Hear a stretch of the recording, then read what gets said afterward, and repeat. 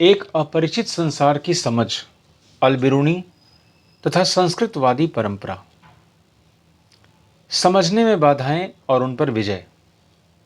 जैसा कि हमने देखा है, यात्रियों ने उपमहाद्वीप में जो भी देखा, सामान्यतः उसकी तुलना उन्होंने उन प्रथाओं से की जिनसे वे परिचित थे। प्रत्येक यात्री ने जो देखा उसे समझने के लिए एक अलग विधि अपनाई। उदाहरण के लिए, अलबिरूनी अपने लिए निर्धारित उद्देश्य में निहित समस्याओं से परिचित था। उसने कई अवरोधों की चर्चा की है जो उसके अनुसार समझ में बाधक थे। इनमें से पहला अवरोध भाषा थी। उसके अनुसार संस्कृत अरबी और फारसी से इतनी भिन्न थी कि विचारों और सिद्धांतों को एक भाषा से दूसरी में अनुवादित करना आसान नहीं था। उसके द्वारा चिन्हित दूसरा अवरोध धार्मिक अवस्था और प्रथा में भिन्नता थी। उसके अनुसार तीसरा अवरोध अभिमान था। यह रोचक बात यह है कि इन समस्याओं की जानकारी होने पर भी अलबिरूनी लगभग पूरी तरह से ब्राह्मणों द्वारा रचित कृतियों पर आश्रित रहा। उसने भारतीय समाज को समझने के लिए अक्सर वेदों, पुराणों, भगवत गीता, पतंजलि की कृतियां तथा मनुस्मृति आदि से अंश उद्धृत किए। अलबिरूनी का जाति व्यवस्था का विवरण।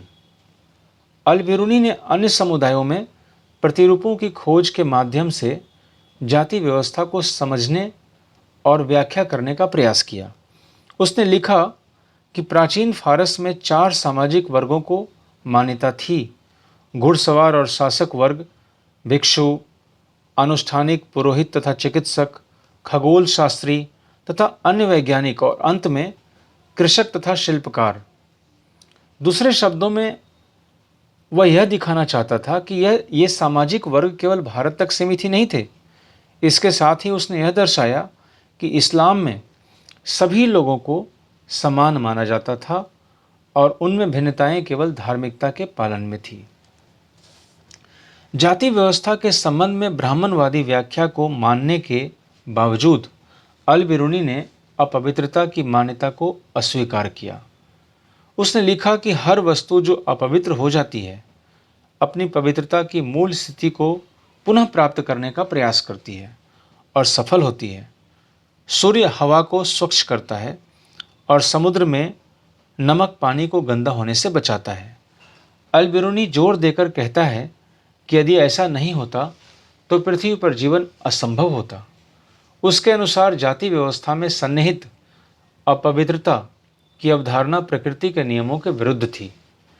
जैसा कि हमने देखा है, जाति व्यवस्था के विषय में अलबिरूनी का विवरण उसके नियामक संस्कृत ग्रंथों के अध्ययन से पूरी तरह से गहनता से प्रभावित था।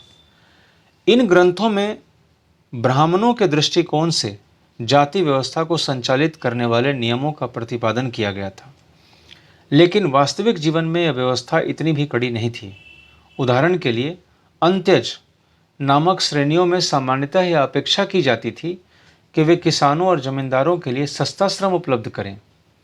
दूसरे शब्दों में, हालांकि ये अक्सर सामाजिक प्रताड़ना का शिकार होते थे, फिर भी उन्हें आर्थिक तंत्र में शामिल किया जाता था। बॉक्स हेडिंग: विशाल पहुंच वाली एक भाषा। संस्कृत के विषय में अलबिरूनी यह लिखता है, यदि आप इस कठिनाई यानी कि संस्कृत भाषा सीखने की से पार पाना चाहते हैं तो यह आसान नहीं होगा, क्योंकि अरबी भाषा की तरह ही शब्दों तथा विभक्तियों दोनों में ही इस भाषा की पहुंच बहुत विस्तृत है।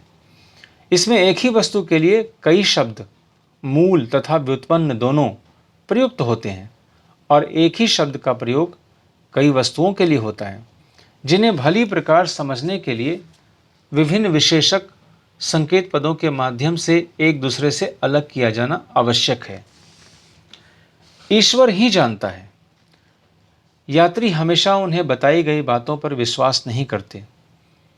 अलबिरूनी को जब ऐसी लकड़ी की मूर्ति की कहानी के बारे में पता चला जो तथाकथित रूप से 2,16,432 वर्षों तक अस्तित्व में रही, तो वह पूछता है, फिर लकड़ी इतने लंबे समय तक अस्तित्व में कैसे रही होगी, विशेष रूप से ऐसे स्थान पर जहां हवा और मिट्टी काफ़ी आर्द्र होती है, ईश्वर ही जानता है।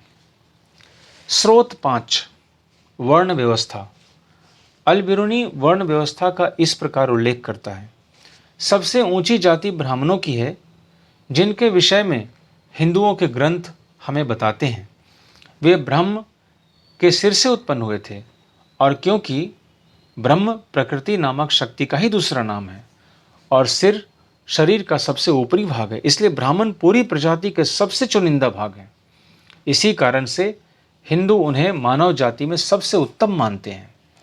अगली जाति क्षत्रियों की है, जिनका सृजन ऐसा कहा जाता है ब्रह्म के कंधों और हाथों से हुआ था। उनका दर्जा ब्राह्मणों से अधिक नीचे नहीं है।